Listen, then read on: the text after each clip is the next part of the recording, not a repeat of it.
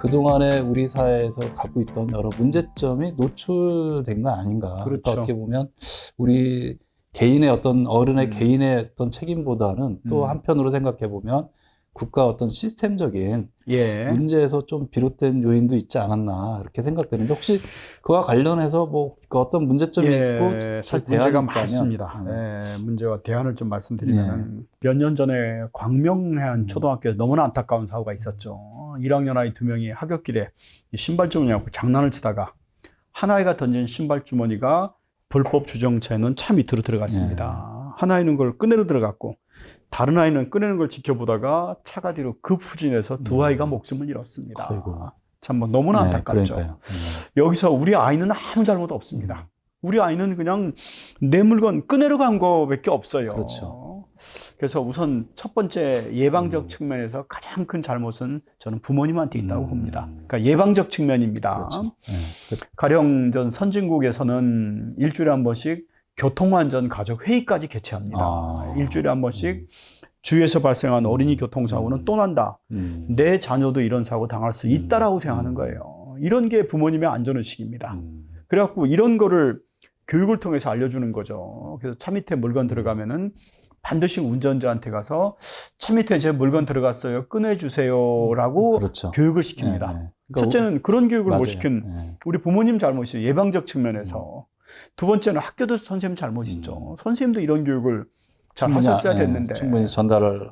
물론 가장 큰 잘못은 운전자입니다. 운전자가 불법 주정차를 했고 거기가 학교 근방이면은 뒤에 아이가 있을 수 있다는 생각을 가지고서 한 번쯤 내려서 확인했거나 천천히만 후진했더라면은 아이 목숨 안 잃었어요. 근데 뭐가 급했는지 쌩 후진을 했고요. 네 번째는 학교 주변에 불법 주정차하면 단속해가지고 못하게 해야 되는 거죠. 다섯 번째는 지나가는 행인도 문제가 있었습니다.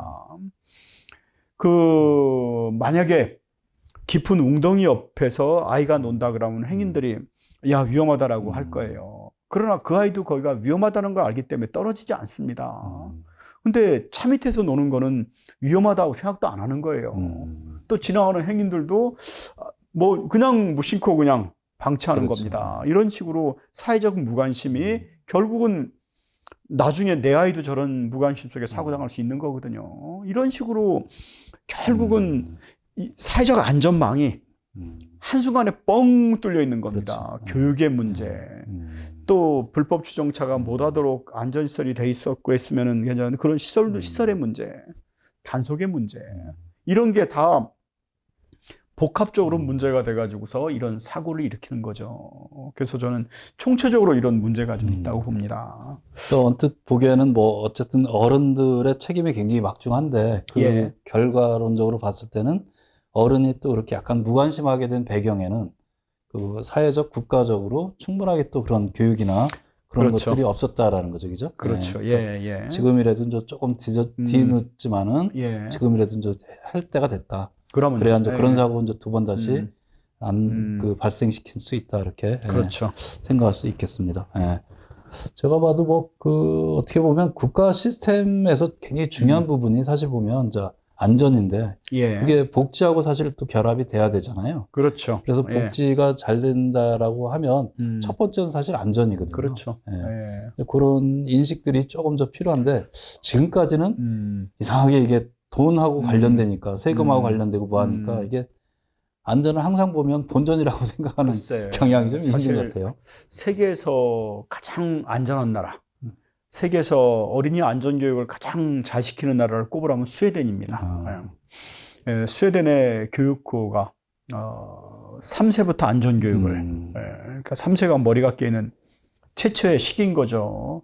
3대 교육 방침에 보면 첫 번째가 부모님 위주의 어린이 조기 교육입니다. 어린이 안전교육은 부모님이 먼저 알고서 꾸준히 시켜줘야 되고요. 두 번째가 실제 사고 사례 중심의 실습 체험 교육. 결국 교육의 목적은 사고 예방이니까 그렇죠. 실제 사고 사례를 가지고서 교육을 시켜주고 그렇죠. 세 번째가 사회적 공동체 의식을 중시하는 교육입니다. 이게 뭐냐면요. 남의 자녀 돌보는 것이 곧 내 자녀 돌보는 것과 같다라는 그런 의식입니다. 나도 당신 자식이 위험한 상황이 있을 때 내 자녀라는 생각을 갖고 돌봐줄 테니까 당신도 돌봐주고 결국 이런 사회적 공동체 의식만 돼 있으면은 아까처럼 저렇게 차 밑에 물건 끄내러 가는 그런 아이들을 방치하지 않거든요. 그렇죠. 그래서 특히 스웨덴에는 요람에서 무덤까지 이런 사회복지 시스템, 이게 안전하고 안전하지 않은 상태에서 사회복지를 논할 수는 없는 거잖아요. 그렇죠.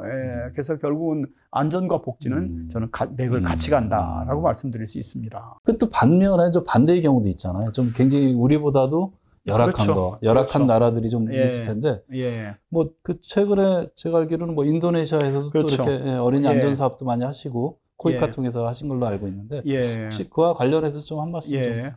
사실 그 저 메스로우의 욕구 5단계론이 있죠. 예, 그렇죠. 1단계가 생존의 욕구, 예. 2단계가 안전의 욕구입니다. 근데 적어도 안전의 욕구까지 가려면은 한 국민소득이 한 2만 달러 정도는 돼야지만 안전을 신경 쓴다.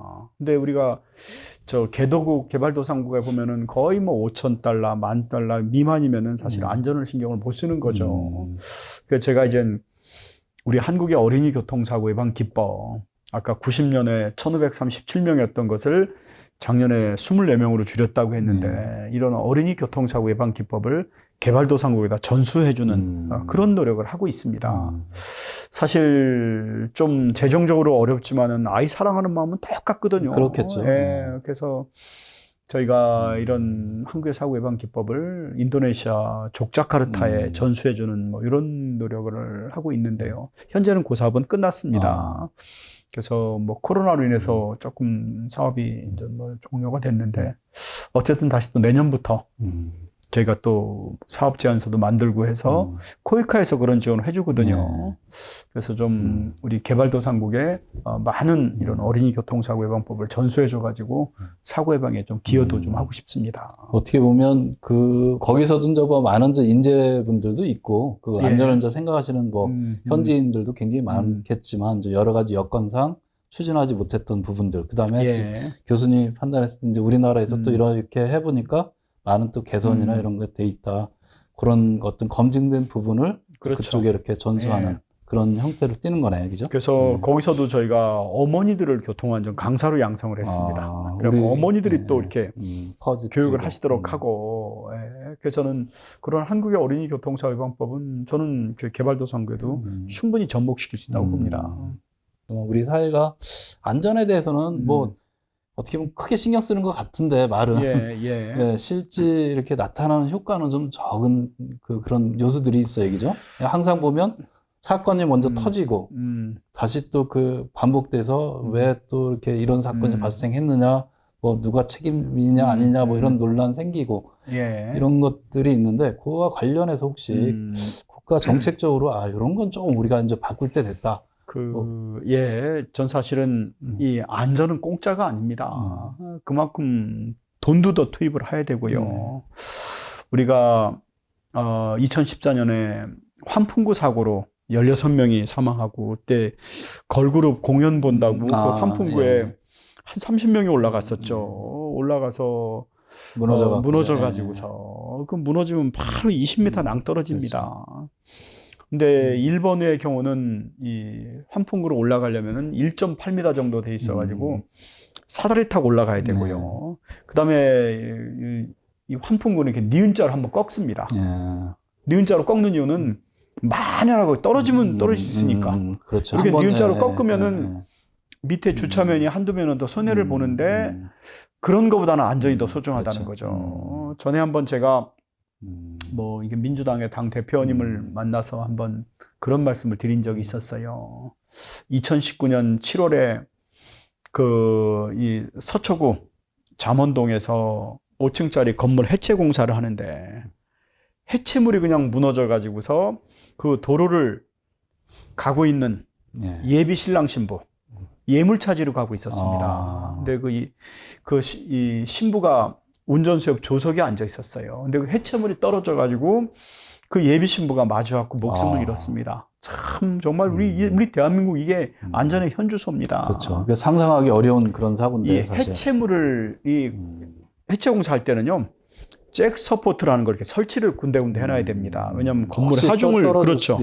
요거 하나 빌리는 비용이 하나당 3만 원인데 그거 아끼려고 그러니까 설마 사고 나겠어라는 일은 아니라는 식이 있는 그렇죠. 거예요. 근데 일본은 이런 거 상상조차 못합니다. 일본에는 크고 작은 공사 현장에는 반드시 교통 전문가, 안전 전문가 배치하는 게 법으로 의무화돼 있어요. 그래서 이 공사 현장에는 이 전문가가 배치돼 가지고 그 공사로 인해서 발생할 수 있는 사고 위험들을 미리 예견하고 그런 게 대책을 세우도록 하는 거죠. 그러다 보니까 그런 사고가 일어날 수도 없는 거죠. 그래서 그런 거는 다 공사 단가에 들어갑니다. 물론 단가가 조금은 올라가겠죠. 그렇겠죠.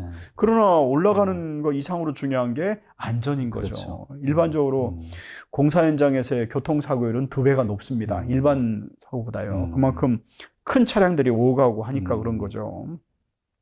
그래서 이런 식으로 좀 국가에서 일자리 막 한다고 하는데 이런 안전 일자리 당장 일본식 교통유도 경비리더만 채택하면은 한 5만 명의 안전의 일자리가 창출되고 이러면서 안전 인프라가 구축이 되는 거죠. 그렇죠. 그래서 우리가 이런 쪽에 돈을 써야죠.